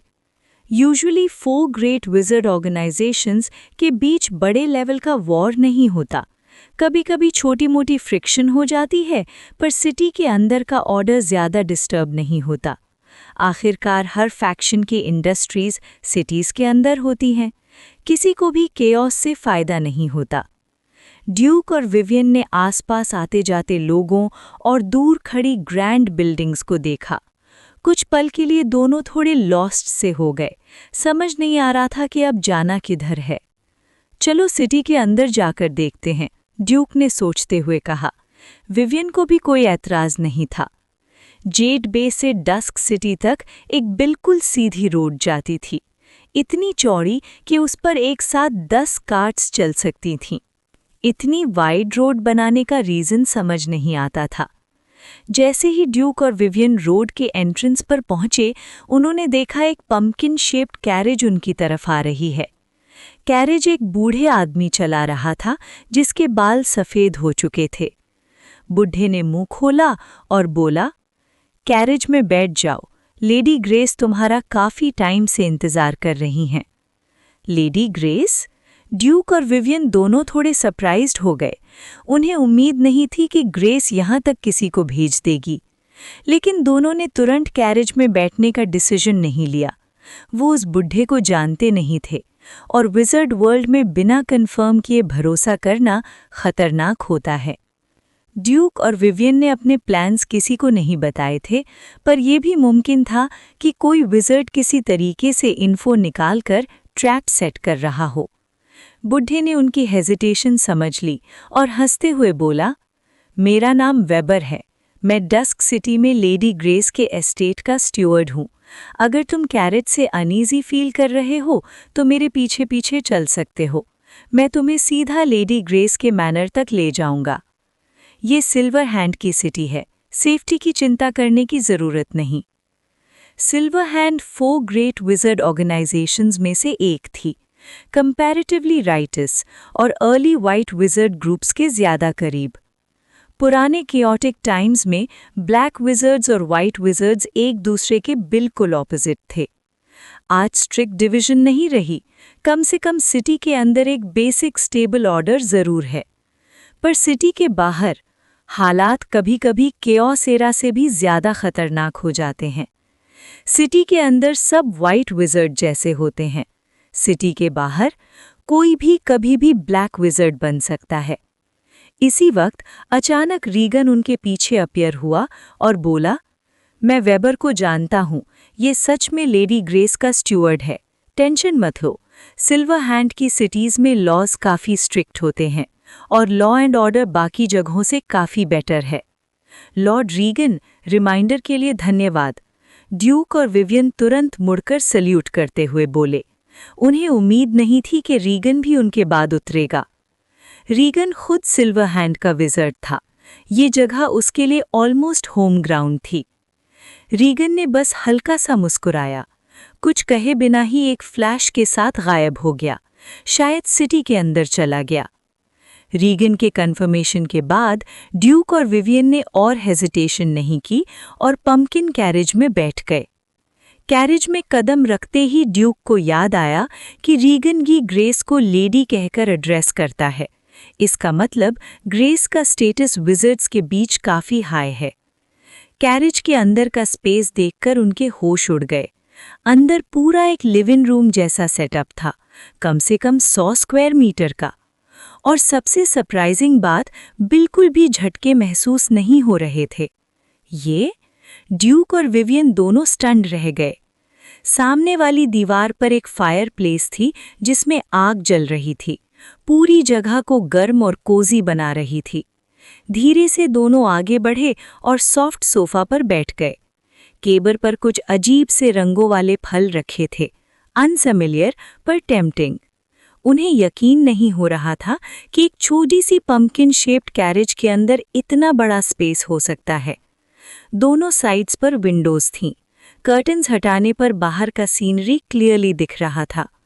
पंपकिन कैरेज वाइड रोड पर स्मूथली चलती हुई सिटी गेट तक पहुंच गई। डस्क सिटी में टोटल 6 सिटी गेट्स थे और ये साउथ गेट था। साउथ गेट बेहद विशाल था। 2 50 मीटर ऊंचे दरवाजे पूरी तरह से खुले हुए थे। दोनों तरफ 2 ब्लू ओगर्स खड़े थे, हर एक कम से कम 10 मीटर लंबा। ओगर्स को देखते ही ड्यूक और विवियन दोनों को अपनी कुछ पुरानी अनप्लेजेंट यादें याद आ गईं। Chapter 59 farewell grace. Moonlight forest में जब उनका सामना 2 हेडेड ओगर से हुआ था, तब ऑलमोस्ट पूरी टीम वाइप आउट हो गई थी। ड्यूक और उसके साथी को अपनी पूरी जान लगाकर लड़ना पड़ा था, तब जाकर वो ओगर मरा था।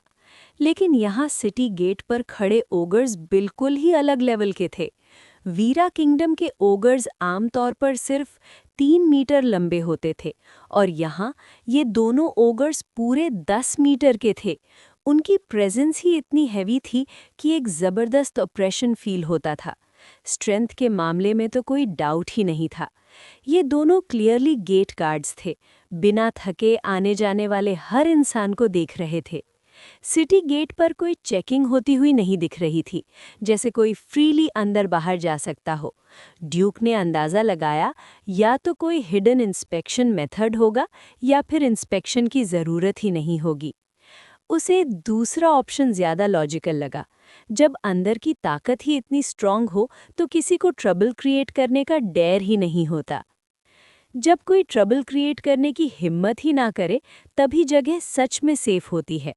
पंपकिन कैरेज सिटी के अंदर एंटर करते ही ड्यूक और विवियन विंडो के पास लीन हो गए, क्यूरियोसिटी से बाहर का सीन देखते हुए। जहाँ भी नज़र जाती वहाँ कुछ न कुछ ऐसा था जो उन्होंने पहले कभी नहीं देखा था। वो एल्फ है? विवियन ने एक उड़ती हुई लड़की को नोटिस किया, जिसके कान पॉइंटेड थे और ट्रांसपेरेंट विंग्स थीं। वो आसपास के बच्चों को कुछ समझा रही थी और उसके पीछे एक कैंडी स्टोर था। ड्यूक ने भी नोटिस किया कि यहाँ कई अलग-अलग रेसेस के लोग थे, यहाँ तक कि केवमैन भी थे। लेकिन ये केवमैन उन जैसे नहीं थे जो उन्होंने जंगलों में देखे थे।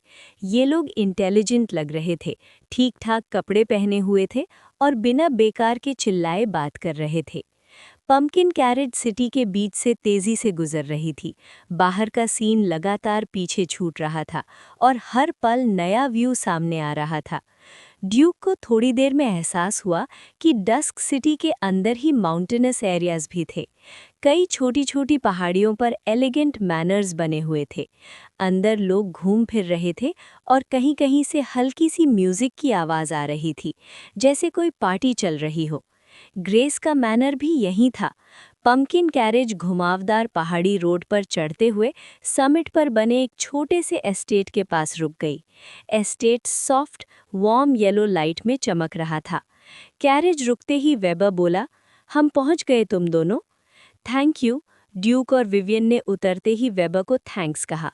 नए शहर में आए थे, बेसिक कर्टेसी मेंटेन करना ज़रूरी था। उतरते ही ड्यूक ने पीछे मुड़कर देखा। नीचे डस्क सिटी के अनगिनत घरों की लाइट्स चमक रही थीं।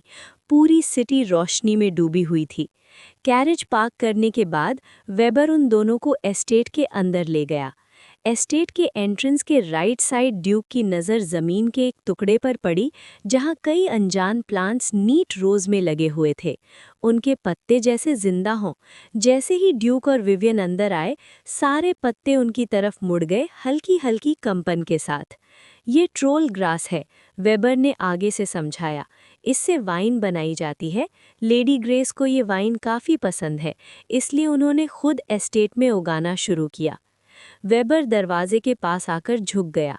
माय लेडी, मैं उन्हें ले आया हूँ। उन्हें अंदर आने दो। ग्रेस की लैंग्विड आवाज़ आई, बिल्कुल समनिंग सेरेमनी वाली याद दिला देने वाली। ड्यूक और विवियन अंदर गए।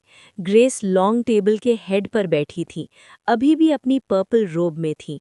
उनकी लंबी टांगें क्रॉस की हुई थी, रोब के नीचे से क्लियरली दिख रही थी।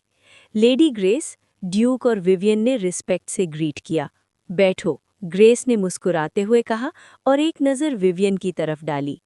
दोनों ओबीडियंटली लॉन्ग टेबल के दोनों साइड्स पर बैठ गए। टेबल पर तरह तरह के एक्सक्विजिट डिशेस रखे थे, शाइनी और रिच अरोमा के साथ। तो बताओ, समुद्र का सफ़र कैसा रहा? मज़ा आया? ठीक ठाक, ड्यूक ने जवाब दिया। उसने सोचा, अगर इतने भयंकर तूफान को फन कहा जाए तो हाँ, ठीक ठाक ही था। ग्रेस ने फिर विवियन की तरफ देखा। विवियन, हेलमेट उतार दो, इतनी प्यारी लड़की को पूरा दिन आयरन पॉट में बंद रहना सूट नहीं करता। विवियन ने बिना कुछ कहे हेलमेट उतार दिया। उसके सुनहरे बाल वाटरफॉल की तरह नीचे गिर पड़े और उसका फ्लॉलेस चेहरा सामने आ गया। सामने से देखकर तो और भी ज्यादा क्यूट लग रही हो, ग्रेस ने एडमायर करते हुए कहा, जैसे उसके गाल पिंच करना चाहती हो। फिर उसने सीधा कहा, वादे के मुताबिक मैं तुम्हें अपनी स्टूडेंट बनाऊंगी। अब तुम्हें काफ़ी मेहनत करनी पड़ेगी। लेडी ग्रेस, मैं पूरी मेहनत करूंगी और आपको कभी डिसअपॉइंट नहीं करूंगी, विवियन ने सीरियस टोन में कहा। उसकी नज़र टेबल के उस पार ड्यूक पर पड़ी, जैसे कुछ सोच रही हो। ग्रेस ने सीधा मना कर दिया, सोचना भी मत, ड्यूक को लेना मेरे लिए सिर्फ ट्रबल होगा। तुम्हारा बैकग्राउंड मुझे पता है, अगर तुम कुछ कर भी बैठो रिस्पॉन्सिबिलिटी मैं ले सकती हूँ, लेकिन ड्यूक के केस में मैं गारंटी नहीं दे सकती। उसके पास ब्लैक सेल का टोकन है, अगर वो थॉर्न टावर में आया और बाद में कुछ हुआ तो मैं वो रिस्पॉन्सिबिलिटी नहीं उठाना चाहती। ग्रेस का स्टेटस थॉर्न टावर में काफ़ी हाई था, लेकिन उसके साथ अकाउंटेबिलिटी भी आती थी। उसके लिए एक अजनबी जैसे ड्यूक के लिए अननेसेसरी रिस्क लेना बिल्कुल वर्थ इट नहीं था। लेडी ग्रेस ने हमारी ऑलरेडी काफ़ी मदद की है, मैं दिल से ग्रेटफुल हूँ। अगर फ्यूचर में कभी आपको मेरी ज़रूरत हो बस कह देना। ग्रेस ने सिर हिलाया। मैंने तुम्हारे लिए ब्लैक सेल के किसी आदमी से कांटेक्ट कर लिया है, कल वो तुम्हें लेने आ जाएगा। धन्यवाद माय लेडी, ड्यूक ने फिर से झुककर कहा। ग्रेस ने हल्की सी वार्निंग के साथ कहा, ज्यादा खुश मत हो जाना। ब्लैक सेल पावरफुल जरूर है पर इजी जगह नहीं है। पहले वो सी पायरेट्स थे, एक नोटोरियस ब्लैक विजर्ड ऑर्गेनाइजेशन।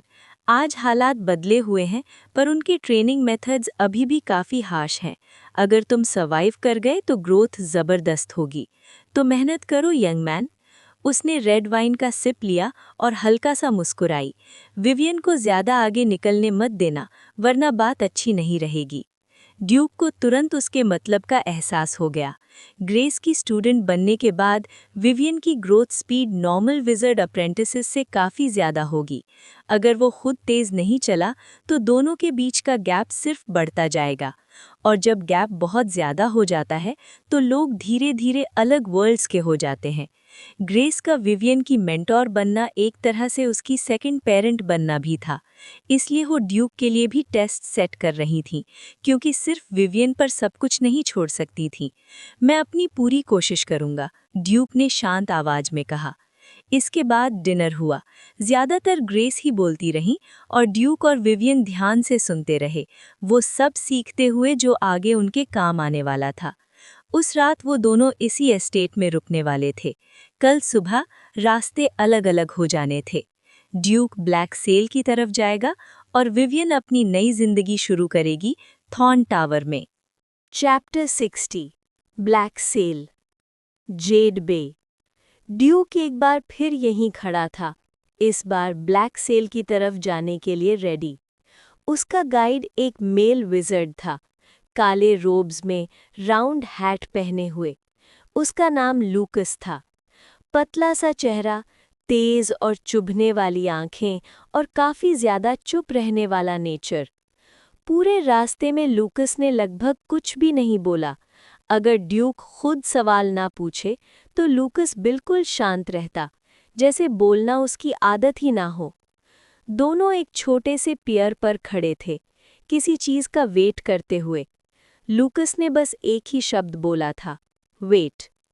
लगभग 10 मिनट बाद एक फ्लैट सी छोटी बोट धीरे धीरे बहते हुए पास आई। बोट को एक पतला सा यंग लड़का खे रहा था। बोट में चढ़ो, लूकस ने कहा और खुद पहले उस पर चढ़ गया। बोट वैसे ही काफी छोटी थी। लूकस के चढ़ते ही वो काफी ज्यादा हिलने लगी। ऐसा लग रहा था जैसे किसी भी पल पलट जाएगी। ड्यूक ने भी संभल कर कदम रखा। जैसे ही वो चढ़ा, बोट और नीचे बैठ गई। उसका हेवी आर्मर बोट पर काफी लोड डाल रहा था। पतला लड़का हल्की सी हंसी हंसा, बिना कुछ बोले, और जेड बे से दूर खुले समुद्र की तरफ पैडलिंग शुरू कर दी। ड्यूक ने सामने फैला हुआ समुद्र देखा और सोचा, मतलब ब्लैक सेल समुद्र के बीच कहीं है। जो इन्फॉर्मेशन ड्यूक ने अब तक इकट्ठी की थी, उसके मुताबिक बड़े विज़र्ड ऑर्गेनाइजेशंस अपनी लोकेशन बहुत अच्छी तरह छिपा कर रखते थे। नॉर्मल तरीके से वहां पहुंचना ऑलमोस्ट इम्पॉसिबल होता था। यहाँ तक कि ऑर्गेनाइजेशन के अंदर के कई लोग भी, जब तक उनका रैंक काफ़ी हाई ना हो, एग्जैक्ट लोकेशन नहीं जानते थे। इस कॉशन का रीज़न हिस्ट्री में था। पुराने कियोटिक टाइम्स में विज़र्ड ऑर्गेनाइजेशंस के बीच लगातार वॉर्स होती रहती थीं। अगर किसी ने अपनी लोकेशन एक्सपोज कर दी तो दूसरे सीधा अटैक कर देते। ब्लैक सेल और सिल्वर हैंड जैसे ऑर्गेनाइजेशंस तब से आज तक बचे हुए थे। उनकी जड़ें बहुत गहरी थीं। कब ड्यूक को रियलाइज़ हुआ उसे खुद नहीं पता, लेकिन जेड बे की आवाज़ें पीछे छूट चुकी थीं। उसने मुड़कर देखा। पीछे सिर्फ एंडलेस समुद्र था। जेड बे का एक भी निशान नहीं दिख रहा था। अभी तो कुछ ही पल पहले वहां से निकले थे। नॉर्मल सिचुएशन में इतना दूर हो जाना इम्पॉसिबल था। ड्यूक समझ गया, वो बिना जाने एक अलग जगह में एंटर कर चुका था। चारों तरफ शांति थी। समुद्र का सरफेस बिल्कुल शांत, बिना लहरों के। नीचे पानी के अंदर कुछ बड़े बड़े शैडोज हिलते हुए दिख रहे थे। ड्यूक का दिल एक पल के लिए थर्राया। उन क्रीचर्स की लेंथ कम से कम 300 मीटर लग रही थी। ये ब्लैक सेल के एंट्रेंस के सेंटिनल्स हैं, लूकस ने अचानक बोला। सेंटिनल्स? ड्यूक ने ध्यान से देखा। सिर्फ एक नहीं, दूर दूर तक और भी शैडोज तैर रहे थे। जैसे जैसे छोटी बोट आगे बढ़ी, सामने एक जाइगेंटिक व्हर्लपूल बन गया। उसने पूरा व्यू ही भर दिया। इतने बड़े व्हर्लपूल के अंदर भी शैडोज तैर रहे थे। और सबसे स्कैरी बात, बोट ने डायरेक्शन चेंज नहीं की, सीधा व्हर्लपूल की तरफ बढ़ती रही। ड्यूक का बॉडी टेंस हो गया। इतने बड़े व्हर्लपूल में अगर कोई एक बार खींच लिया गया तो निकलना नामुमकिन होता। उसने लूकस और पतले लड़के की तरफ देखा, दोनों बिल्कुल काम, एक्सप्रेशनलेस। ड्यूक को समझ आ गया पैनिक करने का कोई फायदा नहीं।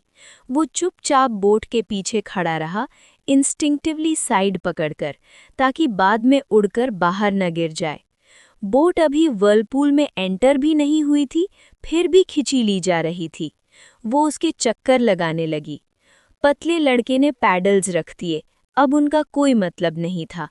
और फिर वो हंसने लगा। उसका शरीर तेज स्पीड से बदलने लगा।